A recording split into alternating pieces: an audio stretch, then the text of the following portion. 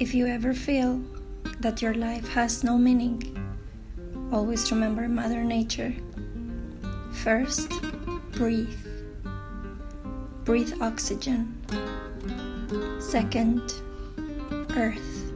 Get in touch with nature. Walk barefoot. Third, fire. Let the sun give you that vitamin D. And fourth, water. Drink plenty of water. Clean your body. Take a shower. Lastly, always get in touch with your spirit.